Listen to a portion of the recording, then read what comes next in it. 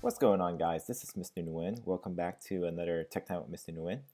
Today I'm going to show you how to do some 3D CAD. 3D CAD is just basically 3D modeling, so you can send your 3D model to the 3D printer and get it printed out in a 3D shape. So we are going to be using Tinkercad, and this is basically the introduction of Tinkercad. Okay? The goal for today is we are going to learn how to navigate different perspectives, move and resize a shape, change the dimension of a shape, and group shapes and cut shapes. Okay, so here we go. When you open up your internet browser, I'm using Google Chrome, you're going to go to tinkercad.com. The address is right here, and you can also find it in the description of this video. Now, when you get here, you already have a Google account. You're going to, instead of clicking Join Now, you're going to click on Sign In. And depending on what kind of account you have, like for example, if you have a Google account, you're going to click on Sign In with Google. Go ahead and click on that, and then it's going to ask you to sign in. Go ahead and type in your email address that is related to Google, and go ahead and log in. So once you log in, you're going to be able to get to this screen right here. Now, you might not see this immediately. You might see a tutorial because it's your first time logging in. If you happen to see a tutorial, the tutorial looks like a staircase. If you happen to see that, go ahead and press the Tinkercad logo on the top left, and it's going to take you to this home screen right here. Now, this is all the projects that you have, and you're going to click on Create a New Design to start a new design. So here it is. Okay. This is my Workplane, the blue thing right here. It's the Workplane. So this is kind of like imagine this as like your table surface in which you put things on top of it. Anything below the Workplane is not going to get printed out because you're going to cause an error because it can't go below the surface of a 3D printer. So you got to make sure that all your 3D objects are above the Workplane. All right. So this is how you change perspective on the top left-hand corner right here. See that? You're looking from the top. You're looking from left front. All you gotta do is click down with your mouse and hang on to this box and rotate it around. Now, if you're on a laptop like me, I highly recommend that you guys don't use the touchpad and actually plug in a mouse to use, because it's much better to work with a mouse, so that way you can have more control over where you're clicking and how you're doing it. So with my mouse right now, if I use the scroll wheel, I can zoom in and out right here. You can also zoom out and in by pressing these right here, and then if you press home right here, it's going to take you to the default home view perspective. Okay, so 3D design is all about perspective. If something doesn't work when you're looking at one perspective, you gotta rotate this box to go to a different angle, so that way you can get it to do what it is that you want it to do. Okay, now we're gonna start out with the basic shapes right here. So on the right hand side right here, you see these are the basic shapes. There are a lot more shapes than beyond this basic shapes. Like if you click on right here, there are different categories, but we'll get more into that later. We're gonna start with the basics right here. We're gonna grab a box, this red box right here, and we're going to drag and drop it onto our Workplane. So these white square dots right here, as you notice, you can click on one of those white square dots and drag it to make it bigger or smaller. Okay, I'm going to make mine a little bit bigger.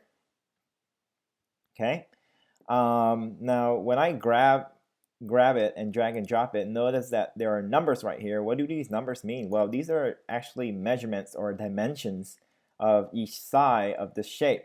So 37 is 37 millimeters. Now, if you grab a ruler and you take a look on your ruler, your typical 1 foot ruler is going to have the smallest line. That is 1 millimeter on your ruler. Okay, so go ahead and check that out. So 37 millimeter. Okay.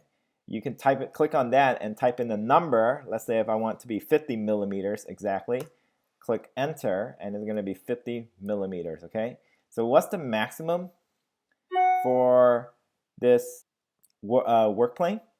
Well, the maximum is going to be 200 millimeter. All right, how do I know that? If I click on Edit Grid right here, okay, it's going to have millimeters and it's going to have width and length as 200. Okay, you can change this number if you want a bigger or smaller grid, but 200 is a pretty good size workplane. All right. Okay, so I can also make this shape taller by clicking on this right here, dragging it up and down. Now, how do I move it up? Well, there's this little triangle right here. I'm going to zoom in so you can see.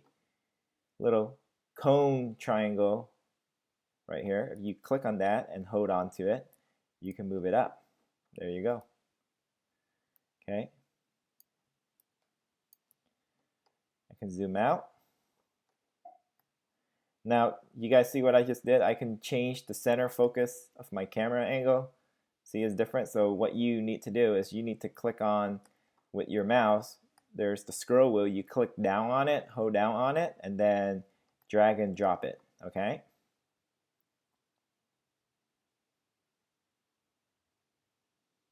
All right. So the next technique that I want to show you guys is to basically how to cut shapes to make new shapes. So I have this square shape right here. Let's say I want to put a donut hole in the middle of it. And I'm going to grab this cylinder right here, drag and drop it. And then I'm going to rotate this to see where it is.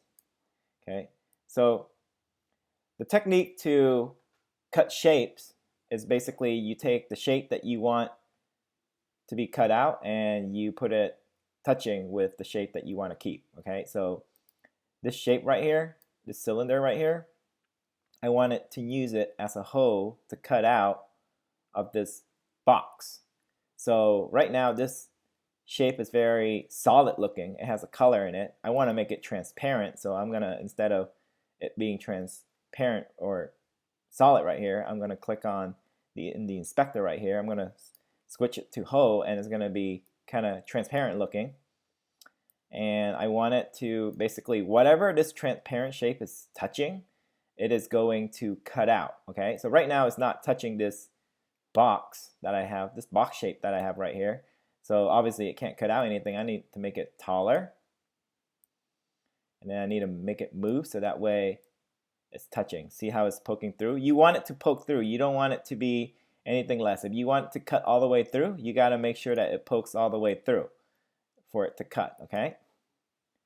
All right, so now that I have these two shapes, it looks like it's going through like this, okay? I'm gonna click on, using my keyboard, I'm gonna hold down Shift.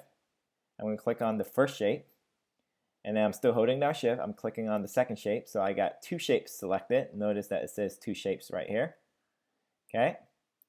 And the way to cut it is to basically group it by clicking on this right here.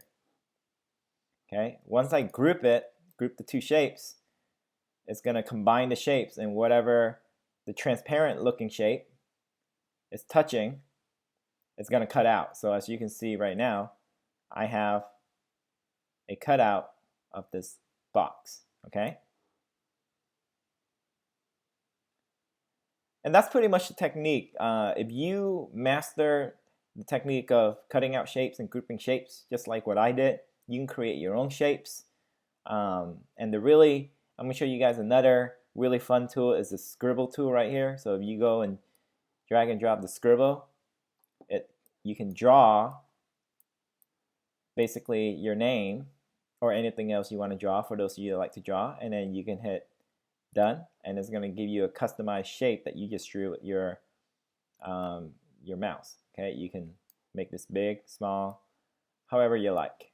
Okay, so that's pretty cool. Let's try to cut this out by transforming into a hole, and then we're gonna move this up to see what it looks like when I cut out of my red box right here. I need to make this a little bit taller, so you can see it's not poking out at the bottom. Scoot it down at the bottom a little bit, and that way it's poking through. All right, let's cut this. So another way, instead of holding down Shift, I can select the two shapes if I only have two by doing like this, drag and drop with my mouse. and then we're going to group the shape. And boom, there you go. I have a new customized shape. It looks a little weird, but you know, it's all good. That's what it is. Okay? I hope you guys learned a lot today on how to do some basic shapes and 3D modeling and cutting out some shapes. I'll see you guys next time on Tech Time with Mr. Nguyen. See you later.